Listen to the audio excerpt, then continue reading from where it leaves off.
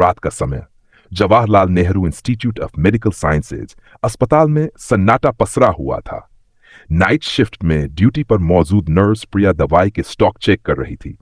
तभी उसे लगा कि पीछे से किसी ने उसका नाम पुकारा, प्रिया। वह चौंक गई। उसने पीछे मुड़कर देखा, लेकिन कोई नहीं था। पूरा कमरा खाली था। उसने इसे नजरअंदाज किया और अपने काम में लग गई। लेकिन तभी दवाई का डिब्बा अपने आप गिर गया। उसकी दिल की धड़कन तेज हो गई। उसने तुरंत उठाकर उसे वापस रखा और कमरे से बाहर निकलने का फैसला किया। जब वह कॉरिडोर से गुजर रही थी तो उसने देखा कि आईसीयू के दरवाजे पर एक परछाई खड़ी थी। प्रिया ने साहस करके पास जाकर देखा, लेकिन वहां कोई नहीं था। इससे पहले भी स्टाफ ने कई बार आईसीयू के आसपास अजीब घटनाओं की शिकायत की थी। कई मरीजों ने भी दावा किया था कि उन्होंने रात में किसी महिला को सफेद साड़ी में देखा, जो अस्पताल के गलियारों में घूमती है। कुछ समय पहले उसी आईसीयू में एक महिला का इलाज हुआ था, लेकिन उसकी मौत हो गई थी। कहा जाता है कि उसकी आत्मा अभी भी अस्पताल में भटकती है। नर्सें और डॉक्टर इस बारे में बात करने से बचते थे, लेकिन डर उनके चेहरों पर साफ छलकता था। उस रात प्रिया ने अपने साथ घटी घटनाओं को अपने साथी स्टाफ से साझा किया। उन्होंने कहा, यहां कुछ तो है जो हमें देख रहा है और महसूस कर रहा है। क्या जेन आइमिस वाकई में भूतिया है, या ये सिर्फ डर की कल्पना है? कौन जानता है। लेकिन हर बार जब रात होती है तो अस्पताल की दीवारें इन अनकहे राजों को चीख चीख कर बताने की कोशिश करती हैं। अगर आपको ऐसी और कहानियां चाहिए तो बताएं। राजीव ने प्रिया को कई बार समझाया कि इन बातों को भूलकर अपनी नौकरी पर ध्यान देना चाहिए, लेकिन प्रिया अब अस्पताल वापस जाने की हिम्मत नहीं जुटा पाई। उसने हमेशा के लिए शहर छोड़ दिया, लेकिन राजीव के मन में सवाल बाकी थे। कविता की आत्मा इंसाफ क्यों मांग रही थी? क्या उसकी मौत वाकई डॉक्टरों की लापरवाही से हुई थी, या इसके पीछे कुछ और राज छिपा था? राजीव ने ठान लिया कि वह इस गुत्थी को सुलझाएगा। एक और भयानक रात, एक रात राजीव ने हिम्मत करके आईसीयू में रात बिताने का फैसला किया। वह अकेला था, लेकिन उसने अपने साथ एक कैमरा और कुछ हनुमान चालीसा की पंक्तियां अपने फोन में रिकॉर्ड कर रखी थीं। वह जानता था कि डर के बावजूद उसे यह करना ही होगा। रात के 3 बजे आईसीयू का तापमान अचानक गिरने लगा। राजीव ने देखा कि उसके कैमरे की स्क्रीन बार बार बंद हो रही थी। तभी खिड़की से ठंडी हवा का एक तेज झोंका आया और वह सुन सकता था, इंसाफ, इंसाफ। राजीव ने कांपते हुए पूछा, कविता, तुम यहां क्यों हो? तुम्हें क्या चाहिए? तभी आईसीयू के कोने में एक परछाई उभरने लगी। वह सफेद साड़ी में वही महिला थी, लेकिन इस बार उसका चेहरा और भी भयानक लग रहा था। उसकी आंखों से खून की बूंदें टपक रही थीं। उसने राजीव की ओर उंगली उठाई और कहा, उन्होंने मुझे मरने दिया। उन्होंने मेरे बच्चों को भूखा मार दिया। मैं यहां फंसी हुई हूं। जब तक सच सामने नहीं आएगा, मैं तुम्हें भी नहीं छोड़ूंगी। चौंकाने वाला खुलासा अगली सुबह राजीव ने हिम्मत करके अस्पताल के पुराने कर्मचारियों से बात की। उसे धीरे धीरे पता चला कि कविता की मौत के पीछे एक साजिश थी।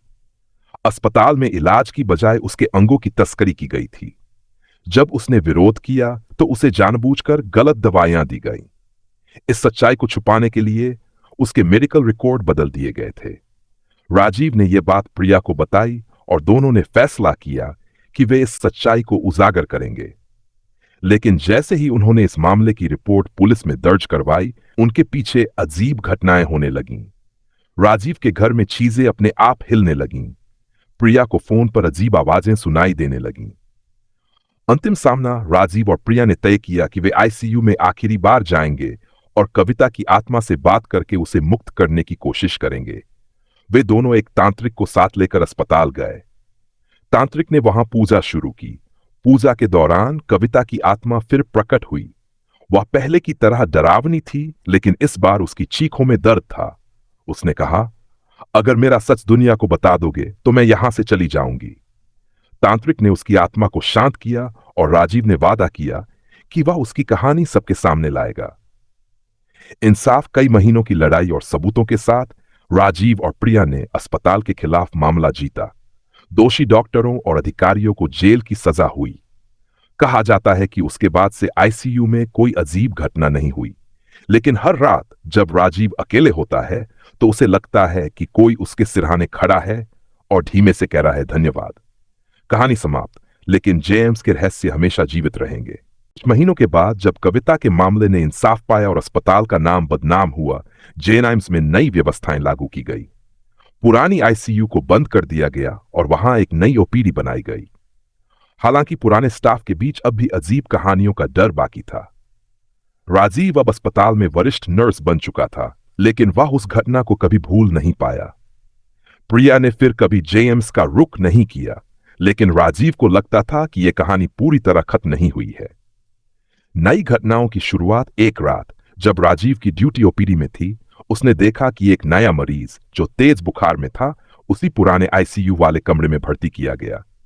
सब कुछ सामान्य लग रहा था, लेकिन रात 2 बजे के करीब राजीव ने सीसीटीवी कैमरे में देखा कि उस मरीज के बेड के पास एक धुंधली परछाई खड़ी है। राजीव के रोंगटे खड़े हो गए। उसने तुरंत वार्ड बॉय को वहां भेजा, लेकिन जब वह कमरे में पहुंचा तो वहां कोई नहीं था। लेकिन मरीज की हालत अचानक बिगड़ने लगी। वह चीख चीख कर कुछ बोल रहा था, जो कैमरे में रिकॉर्ड हुआ। वो यहां है, वो वापस आ गई है, मुझे जाने दो। कुछ ही घंटों में मरीज की मौत हो गई। डॉक्टर इसे हार्ट अटैक बता रहे थे, लेकिन राजीव को पता था कि मामला कुछ और है। पुरानी आत्मा, नया गुस्सा। अगले कुछ हफ्तों में जेन आइम्स में लगातार ऐसी घटनाएं होने लगीं। जिन मरीजों को उसी पुराने आईसीयू वाले कमरे में भर्ती किया गया, उनकी हालत बिना किसी वजह के बिगड़ने लगी। कई मरीजों ने दावा किया कि उन्होंने सफेद साड़ी में एक औरत को देखा जो उनके पास बैठकर रो रही थी। राजीव ने हिम्मत करके एक बार फिर से उस कमरे की जांच की। उसने दीवारों पर पुराने खून के धब्बे देखे, जो साफ तौर पर छुपाने की कोशिश की गई थी। उसे लगने लगा कि कविता की आत्मा अभी पूरी तरह मुक्त नहीं हुई है। एक नई साजिश ने पुराने रिकॉर्ड फिर से खंगालने शुरू किए। इस बार उसे पता चला कि कविता अकेली नहीं थी। जेएन आइम्स में उसके जैसे और भी कई मरीज थे जिनके साथ अन्याय हुआ था। उनका नाम रिकॉर्ड से गायब था और उनकी मौतों की कोई ठोस वजह नहीं लिखी गई थी। कविता की आत्मा अब अकेले इंसाफ के लिए नहीं लड़ रही थी। वह उन सब की आवाज बन गई थी जो इस अस्पताल के अंधेरे रहस्यों में खो गए थे। अंतिम निर्णय राजीव ने फैसला किया कि वह इस बार अस्पताल की पूरी सच्चाई उजागर करेगा। उसने स्थानीय पत्रकारों और सामाजिक कार्यकर्ताओं से संपर्क किया, लेकिन जैसे जैसे उसने मामले को उठाना शुरू किया, राजीव पर हमले होने लगे। एक रात उसके घर में आग लगाने की कोशिश की गई। तब राजीव ने समझा कि यह सिर्फ आत्माओं का खेल नहीं था। कुछ लोग जो इस साजिश के पीछे थे अब भी जिंदा थे और उसे रोकने की कोशिश कर रहे थे। क्या राजीव सच्चाई उजागर कर पाएगा? क्या कविता और अन्य आत्माओं को उनकी शांति मिलेगी? क्या जेम्स का रहस्य कभी पूरी तरह सुलझ पाएगा, या यह अस्पताल हमेशा डर और मौत की कहानियों में बसा रहेगा? अगर आप इसे और गहराई देना चाहते हैं तो बताएं। यह कहानी और खतरनाक मोड़ ले सकती है। ने अपनी जान जोखिम में डालकर सच्चाई उजागर करने की ठान ली। उसने एक पत्रकार आदित्य से संपर्क किया, जो पहले भी कई बड़े घोटालों को उजागर कर चुका था। आदित्य को जब यह कहानी पता चली तो उसने तुरंत इसे एक बड़ा मिशन बना लिया। आत्माओं का बढ़ता क्रोध राजीव और आदित्य ने जैसे ही जेन आइम्स के पुराने रिकॉर्ड और वहां छिपी सच्चाइयों को खोजना शुरू किया, अस्पताल में अजीब घटनाएं बढ़ने लगीं। मरीजों और स्टाफ ने शिकायत की कि उन्हें रात में किसी के रोने और चीखने की आवाजें सुनाई देती थीं। कई नर्सों ने अपनी नौकरी छोड़ दी। एक रात राजीव और आदित्य उस पुराने आईसीयू के कमरे में गए। आदित्य अपने कैमरे के साथ वीडियो बना रहा था। जैसे ही वे कमरे के अंदर पहुंचे, हवा ठंडी हो गई। अचानक कमरे की सारी लाइटें बुझ गई। आदित्य का कैमरा खुद ही चालू हो गया और स्क्रीन पर कविता का चेहरा नजर आया। राजीव, यह सब तुम्हारे ऊपर है। उन्हें रोकना होगा, वरना और मौतें होंगी। कविता की आवाज गूंजने लगी। आदित्य घबराकर पीछे हट गया, लेकिन राजीव ने पूछा, कविता, मुझे सच बताओ, इन मौतों के पीछे कौन है? कविता की आत्मा ने एक नाम लिया, चौंकाने वाला राजडॉ मनोज, जो जेन आइम्स के वरिष्ठ डॉक्टर थे। उन पर पहले भी कई गलत कामों के आरोप लगे थे, लेकिन हर बार वह बच जाते थे। राजीव ने जांच की तो पता चला कि डॉ मनोज ही वह शख्स थे जो मरीजों के अंगों की तस्करी के रैकेट को चला रहे थे। उनकी पूरी टीम इसमें शामिल थी। कविता ने जब इसका विरोध किया तो उसे खत्म कर दिया गया।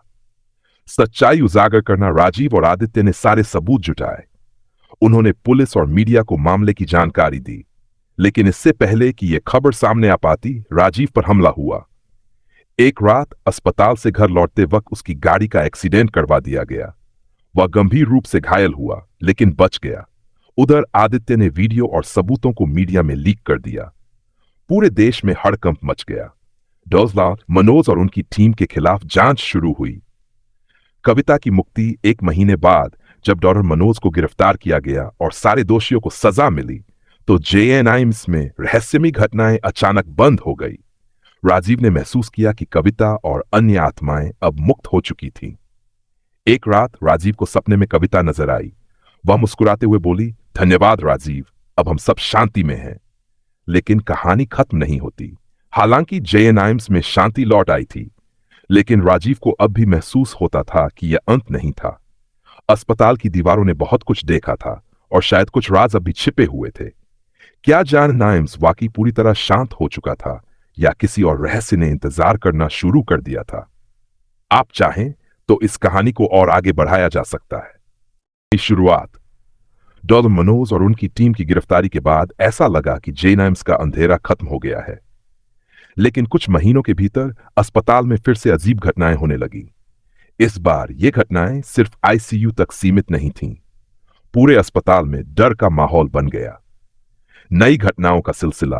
रात की शिफ्ट पर तैनात गार्ड ने बताया कि उसने देखा एक महिला सफेद साड़ी में सीढ़ियों पर चढ़ते उतरते हुए हंसी के साथ रो रही थी। वह जब गार्ड के पास आई तो अचानक गायब हो गई। नर्सों ने शिकायत की कि ऑपरेशन थिएटर के दरवाजे अपने आप खुलते बंद होते हैं। एक डॉक्टर ने दावा किया कि उसने अपने ऑफिस में किसी को कुर्सी पर बैठे देखा, लेकिन जब उसने करीब जाकर देखा तो कुर्सी खाली थी। राजीव की चिंता। राजीव, जो अब अस्पताल में एक वरिष्ठ व्यक्ति बन चुका था, इन घटनाओं को लेकर परेशान रहने लगा। उसने सोचा था कि कविता और अन्य आत्माओं को इंसाफ मिलने के बाद सब कुछ शांत हो जाएगा, लेकिन ऐसा लगता था कि जेएनआईएम्स में छिपे गहरे राज अभी भी दफन थे। एक रहस्यमयी फाइल। एक दिन राजीव को अस्पताल के पुराने रिकॉर्ड्स की जांच करते हुए एक फाइल मिली। यह फाइल पिछले इसी सालों के उन मरीजों की सूची थी जो रहस्यमयी परिस्थितियों में अस्पताल में मर गए थे। इनमें से कई मौतें सामान्य बताई गई थीं, लेकिन सभी में एक बात कॉमन थी। इन मरीजों का इलाज आईसीयू या ऑपरेशन थिएटर में हुआ था। फाइल में एक नाम बार बार आ रहा था, कमरा नंबर 203। यह वही कमरा था जहां पहले आईसीयू हुआ करता था। अब इसे स्टोर रूम में बदल दिया गया था। कमरा नंबर 203 की सच्चाई। राजीव ने आदित्य को बुलाया और दोनों ने रात के समय उस कमरे में जाने की योजना बनाई। रात 2 बजे जब पूरा अस्पताल शांत था, वे दोनों टॉर्च लेकर स्टोर रूम कमरा नंबर 3 में पहुंचे। जैसे ही उन्होंने दरवाजा खोला, ठंडी हवा का एक झोंका आया। कमरे में धूल और जाले थे, लेकिन एक कोने में पुराने मेडिकल उपकरण रखे हुए थे। अचानक दोनों ने देखा कि एक पुराना ईसीजी मॉनिटर अपने आप चालू हो गया। उसकी बीप की आवाज पूरे कमरे में गूंजने लगी। आदित्य ने कैमरा निकाला और रिकॉर्डिंग शुरू की। तभी राजीव को लगा कि कोई उसके कंधे पर हाथ रख रहा है। वह पीछे मुड़ा, लेकिन वहां कोई नहीं था। कमरे के कोने से एक धीमी भयानक आवाज आई, हम अभी भी यहीं हैं, हमारा दर्द खत्म नहीं हुआ। एक और बड़ा राज। राजीव और आदित्य ने महसूस किया कि जेएनआईएम्स में केवल कविता की आत्मा नहीं थी। यहां दशकों से मरीजों के साथ गलत हुआ था। ये सभी आत्माएं अब भी अस्पताल में फंसी थीं। आदित्य ने इन घटनाओं को सबके सामने लाने की कोशिश की, लेकिन इस बार मीडिया में कोई प्रतिक्रिया नहीं मिली। ऐसा लगा कि अस्पताल की नई प्रबंधन टीम ने सब कुछ दबा दिया है। क्या होगा जेएनआईएम्स का भविष्य? अब राजीव के सामने 2 रास्ते थे। 1, वह इन आत्माओं को मुक्त करने के लिए आध्यात्मिक मदद ले और इस अस्पताल के रहस्य को खत्म करे। 2, वह अपनी नौकरी छोड़कर इस डरावनी जगह को हमेशा के लिए छोड़ दे। लेकिन राजीव जानता था कि अगर वह चला गया तो जेल में और भी मौतें होंगी। क्या राजीव इन आत्माओं को मुक्ति दिला पाएगा या जेम्स का डर और बढ़ जाएगा? अगर आप कहानी को और विस्तार देना चाहते हैं तो बताएं।